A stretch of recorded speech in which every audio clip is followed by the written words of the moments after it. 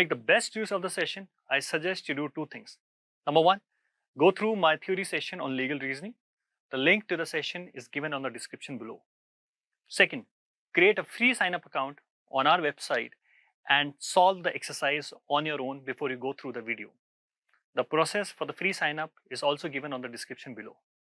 Now that you would have done both the things, let's start with the class. Welcome students, let's discuss one more passage.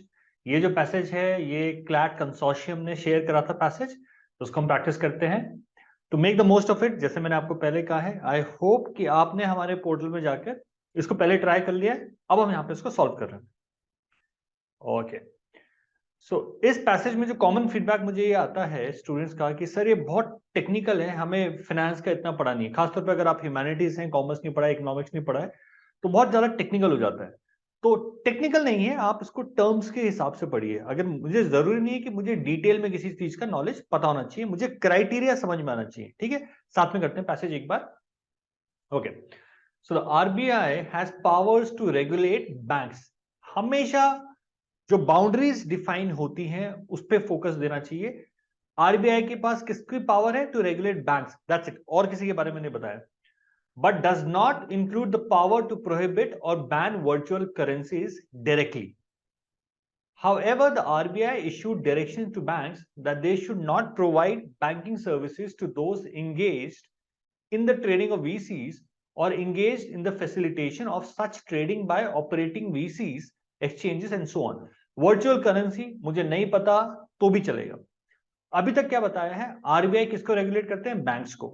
क्या RBI VC को regulate कर सकता है? नहीं. But RBI ने करा क्या है? आरबीआई अपने बैंक को जिनको वो रेगुलेट कर सकता है उनको बोल रहा है कि जो वीसीज में ट्रेड करते हैं उनके साथ आपका कोई लेना देना नहीं होना चाहिए. तो अभी तक बस ये हुआ है. क्या ये सही है कि गलत है वो हमें आगे पता चलेगा. In the second paragraph supreme Court का टेक आ रहा है इस पे. The Supreme Court of India observed that the concern of RBI ought to be about the entities regulated by it, that is banks. However, the RBI did not take a stand that any of the banks regulated by it had suffered any loss or adverse effect directly or indirectly on account of the interfacing between the banks and the VC exchange operators.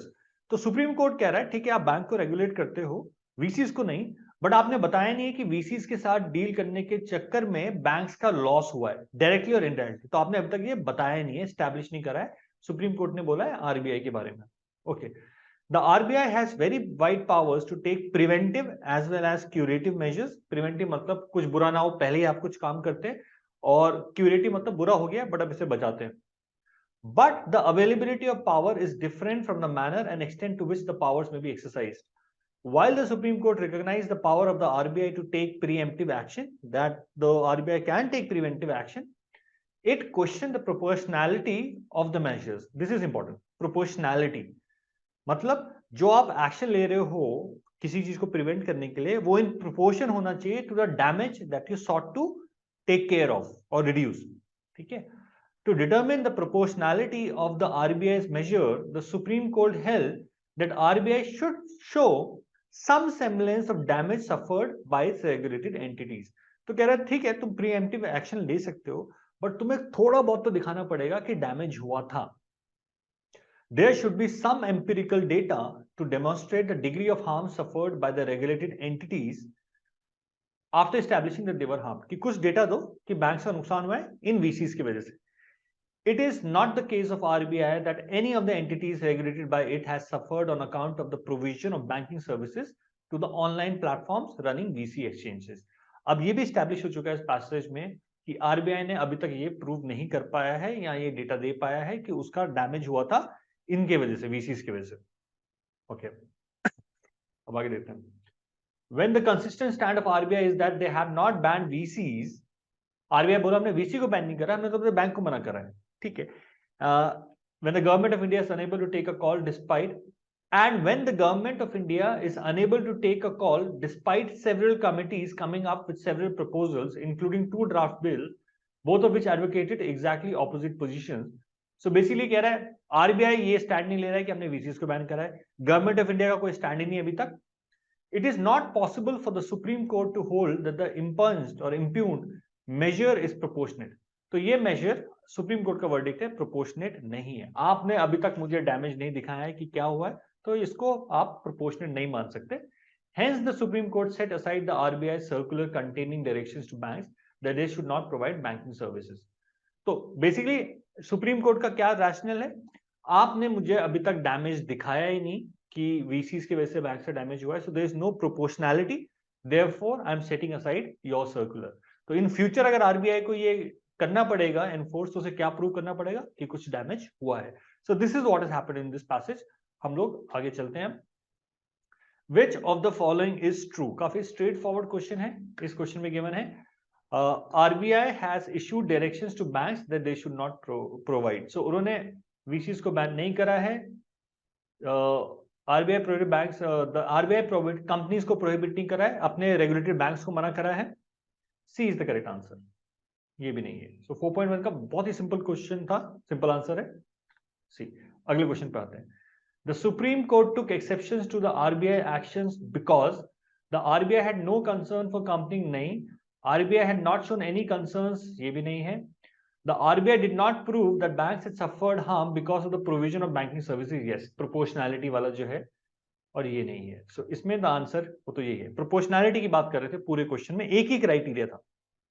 It is not the case that RBI that any of these entities regulated by it has suffered on account, वो damage नहीं दिखा पाया RBI, that is why. So the answer here was C. In an appeal against the judgment of Supreme Court on which the above passage is based, the RBI demonstrated that a bank that had been providing banking services to a VC exchange operator had suffered losses because the company engaged in real estate project has not repaid a loan that it had borrowed. Will the RBI succeed in its appeal?